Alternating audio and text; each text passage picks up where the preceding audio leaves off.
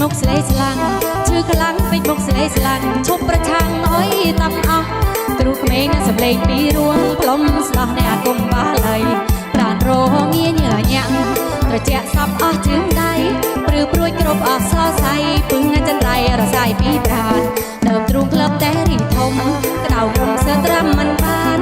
ឯឡូវបែជាស្រាក់ស្រានអុយអុយក៏បាត់ដូចធម្មតាអុយអុយក៏បាត់ដូចធម្មតាសែនសប្បាយចិត្តអស់ចា